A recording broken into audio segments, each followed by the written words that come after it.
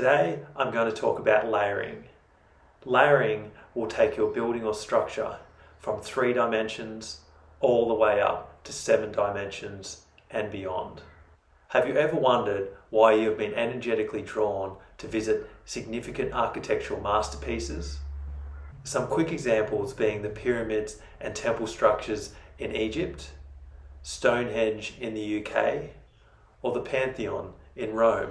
It is because these structures and many more around the world include the design principles listed in my video, 6 essential energetic and geometric design principles. Through their design, these buildings draw in higher frequencies which instantly align our energetic bodies. I have spent the last 10 years visiting sacred sites and attending multiple mystery schools all around the globe with one of the world's most gifted living psychics to discover how these sites relate to our bodies, the earth, and the universe. Let's go on a journey through the different dimensions of architecture. Buildings are usually developed in a floor plan, which is in 2D or the 2nd dimension. We are all familiar with these simplified drawn plans. For example, anyone can sketch a picture on a piece of paper, but without energetic layering, all this is a scribble on a page. Moving forward, a 2-dimensional drawing is then taken into 3D, or the 3rd dimension. This is where we start to create volume. It is at this point that a building starts to develop a spirit force or personality. There is a great parallel between energetically infused architecture and human beings. I treat every one of my projects as though they were people. They thrive on honesty and integrity. They have an energetic system that can be fine-tuned to operate at an optimum frequency. They have a spirit force that makes every single one of them unique. Human beings can exist on the 3rd dimension. We have a 3-dimensional body and a spirit. But at this level, it is unconscious and unawakened. It is the same for a building. The building will have a form and a spirit, but as it does not incorporate energetic frequencies from higher dimensions, it is also unconscious and unawakened. I am sure that we all know someone that is living in a 3rd dimensional reality. They're so ingrained in their physical reality that they are unwilling to acknowledge that they have a spiritual or higher dimensional aspect of self. The same goes for a building.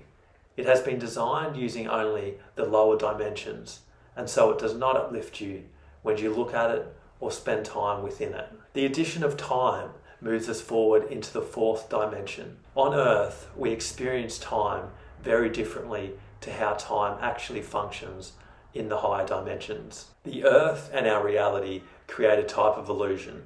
We do not have a beginning and an end because time does not exist in a straight line. Time is circular. Take this even further and is actually spherical. All architecture exists in the 4th dimension. As time changes a building, it erodes its materials, the building expands, contracts, subsides. It comes alive at night with the frequency of light.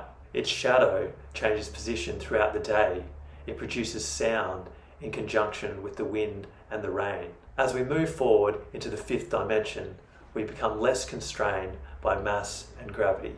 It is here that we start to work and create with high elements and frequencies. The 5th dimension is where we start to combine both light and matter.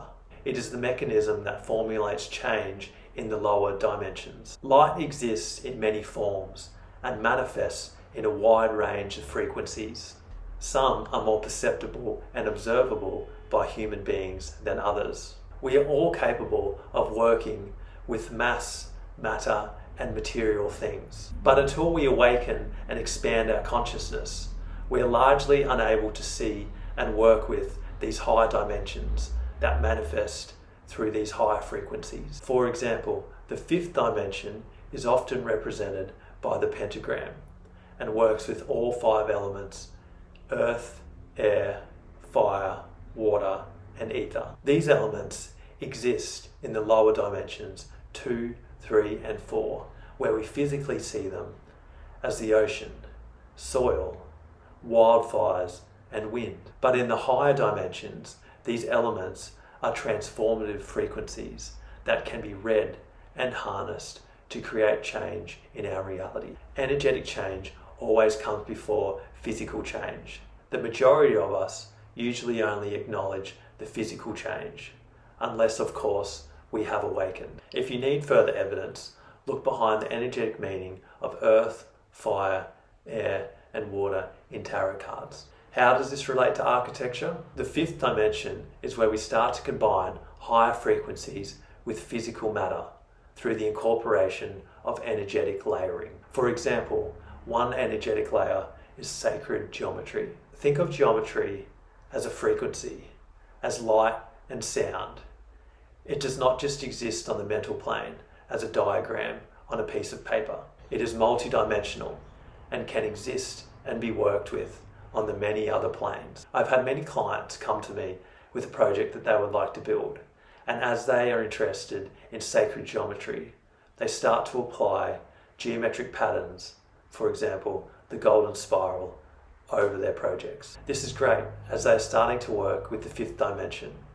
They are starting to combine a physical form of matter with higher frequencies of light and sound through geometry. Although applying simple geometric grids does not capture higher dimensional frequencies. Think of the fifth dimension as a mechanism of change. It is this dimension that is used by the higher dimensions to create change in the lower dimensions. In the sixth dimension, we start to work with light body technology. We all have a light body and it has many aspects.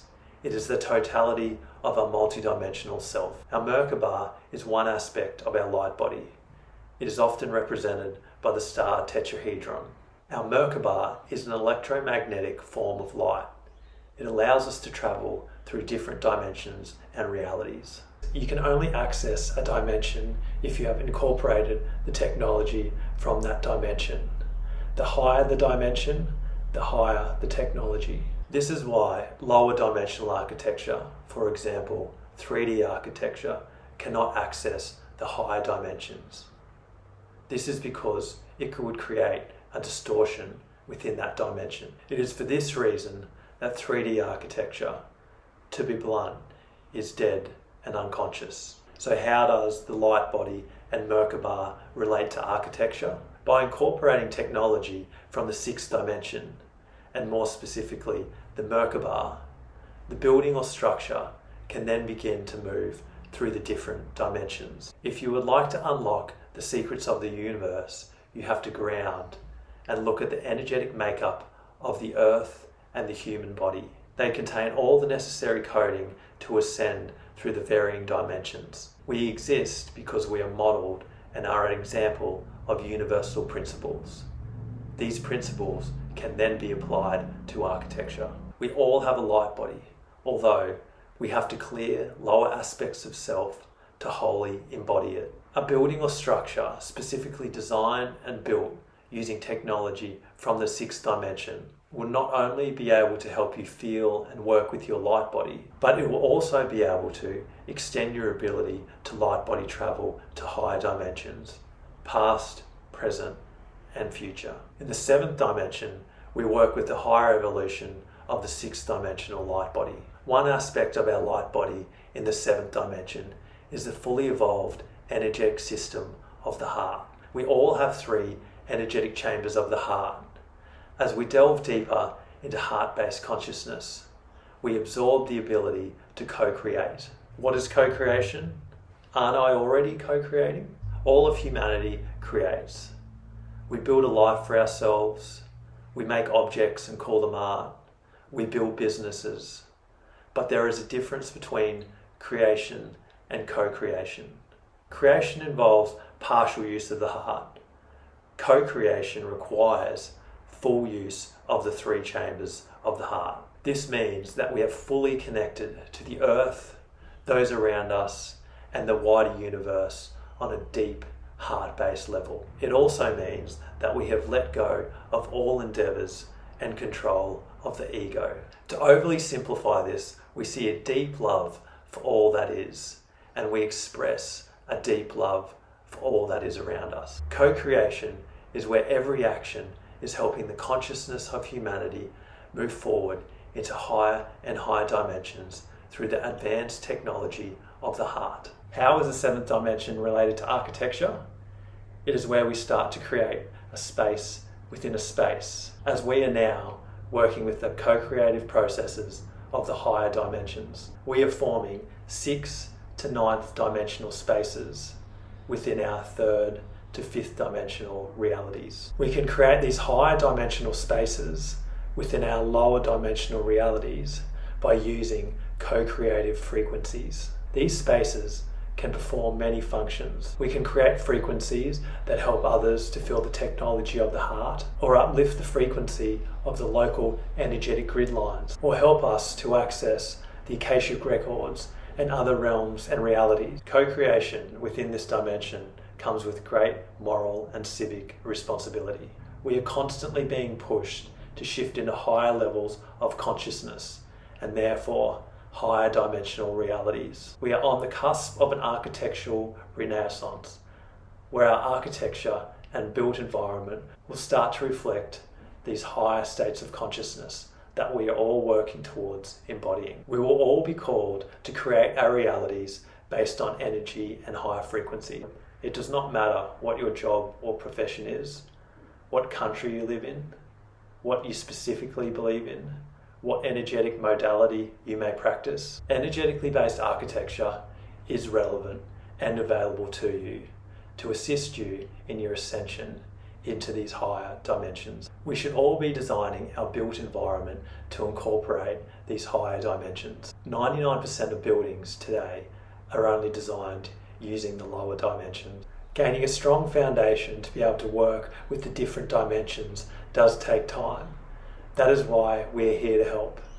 Be able to successfully include these design principles into your next project. They need to be incorporated at the very beginning. The energetic principles and frequencies are what creates the physical form of an energetically infused building. Let's work together. The link to my office email is below.